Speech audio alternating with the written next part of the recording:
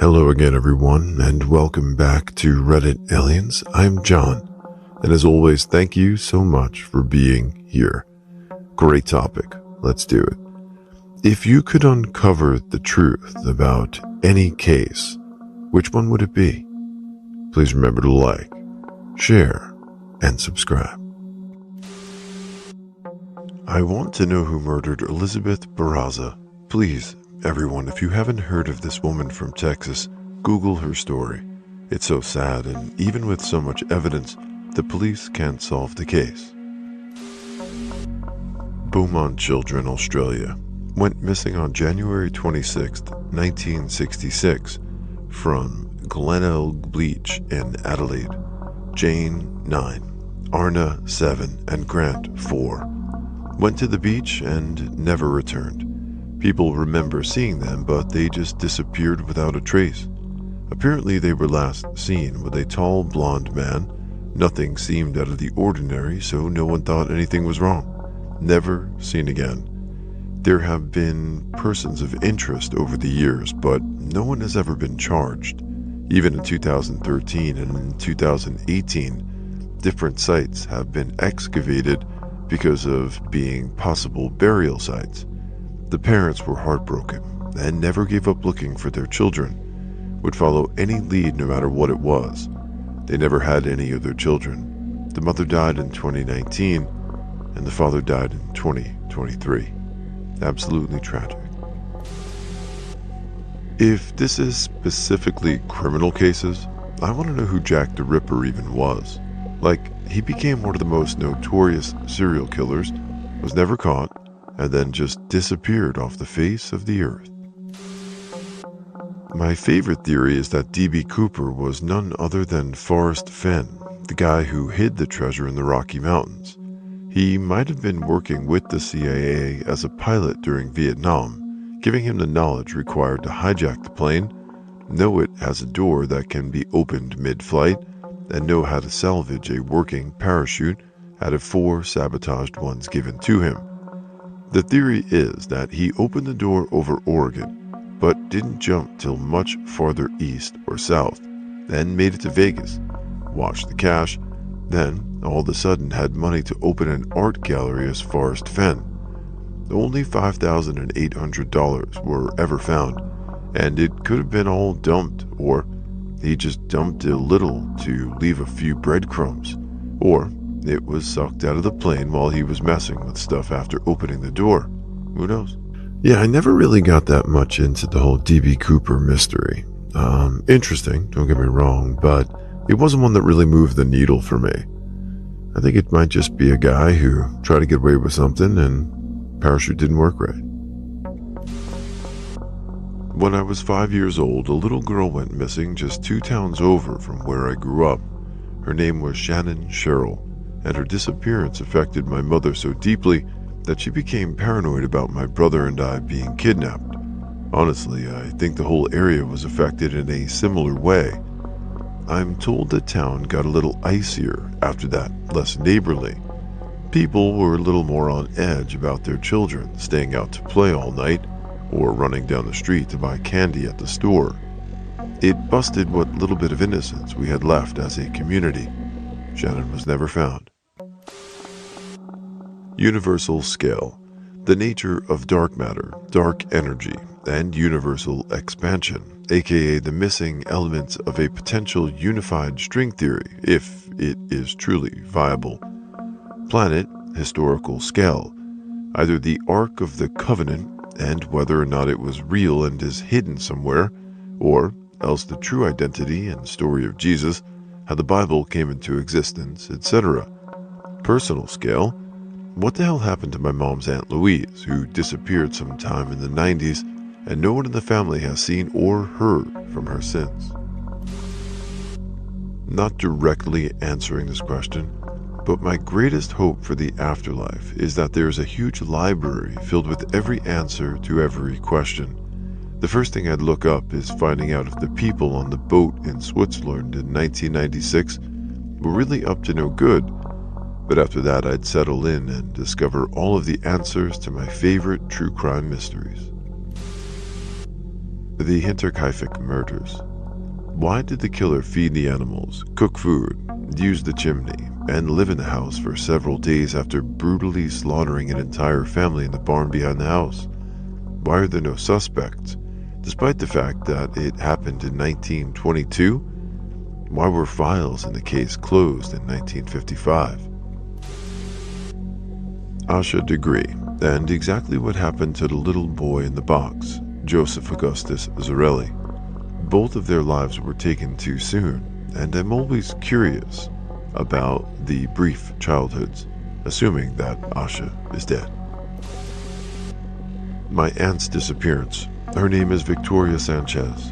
She left the house on November 1st, 1982 with her best friend Yvonne Mestas. Then no one in our family heard from either girl again.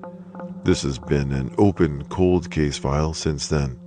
The Colorado Bureau of Investigation has had several dead-end leads over the years. Most recently, they dug up land in southern Colorado where a known serial killer was in the area at the time looking for remains, but nothing was found. Toss-up between Madeline McCann and MH370. Both are cases that a lot of people are interested in, but if I had to choose only one, MH370, only because it's an airplane that vanished with passengers. Great choice. MH370 would be in my top 5, 100%, without a doubt. I think there's way too much going on in that case to not be further investigated. With the technology that we have, I really want to know how a plane carrying that many people and that size just disappears. Come on. The Beaumont children. They were 3 adorable siblings aged 9, 7, and 4. Abducted Australia Day, 26/1/1966, off a popular Glenelg beach in Adelaide to never be seen again. Been one of the country's largest unsolved cold cases in history. And it's just sad that their parents never got to have the chance to find out what really happened to them as they grew into old age with hoping for an answer. My grandmother, also my older family members, still talk about it to this day. Hope that one day a case will be solved. I drive past the house all the time on Port Wakefield Road where they were supposedly buried. It's just places I look, can just think of them. It's weird, but I don't mind. At least they are never forgotten. I appreciate how strict my mom was with me, always keeping my siblings by my side, and to never talk to or even trust strangers. Keith Bennett, the last victim of the Moors murderers, never found his body. His mom hung on to life for 50 years, hoping to bury her son peacefully. She sadly ran out of time. Would be nice to bury him next to her. Ray Rivera. What was going on with him the week before? Did the company he worked for have anything to do with his death? How did he jump from the hotel to the other building? What is up with that note? The Bible John murders in Glasgow. People thought it was Peter Tobin, but the DNA evidence ruled him out. My pet theory was that it was Fred West, as he lived near Glasgow at the time, but he doesn't fit the description of the killer. I always want the answer to my pet case, that of Lupita Cantu. She was abducted and murdered in 1990, and her body found 3 weeks later. But the pieces weren't begun to be put together for 20 years, and by this I mean they didn't find her, in spite of having found her body, because she was seen driving with a man who was surely her abductor. Police refused to investigate her disappearance at all. They said she ran away with the guy. So, when the body was found in a nearby county with no ID, even though it was brought back to San Antonio for examination, nobody ever put 2 and 2 together because Lupita wasn't officially a missing person. And, just to further shit on her family, when she was finally ID'd after 2 decades and they exhumed her body, there was a man in the grave she was supposed to be in. So there's 0 chance she will ever know justice. because of sexist and possibly racist. I say possibly because in this town there's every chance the investigating officers were also Latino, police, and then ineptitude everywhere on the county's and funeral homes' part. There aren't any other cases that make me angry quite like this one. Our medical examiner at the time was Vincent DeMeo, who quite literally wrote the book on forensics. If things had been properly pursued at the time, maybe the case could have been solved. Alexandra Wierwachuk, young nurse in Saskatoon, Saskatchewan, Canada, went out for a walk to mail letters in 1962 and never came home. 2 weeks later, her body was found in a shallow grave near a river just 6 blocks from her apartment, still unsolved to this day. But her family still thinks it's one of 3 potential suspects, one who is dead and one ruled out by DNA. What I find interesting is that no one brings up the fact that her next-door neighbor, and from what I've heard, her postman as well, was Sanford Clark. Manuel Pereira de Cruz, or something like that. I don't remember their names. It was 2 Brazilian guys, well-dressed in black suits, with lead-black glasses, that were discovered dead in Brazil, with a letter in their pocket. At this, take pills, wait for signals, etc. Most popular theory is that they were contacting extraterrestrial or interdimensional beings. Basically prehistoric things like what happened to Neanderthals, or is Homo florensis are a product of forced evolution, or is there Australopithecus-like creatures got out of Africa, reaches Flores Island, Indonesia, then somehow gets stuck due to rising sea levels. It's fascinating and mysterious at the same time.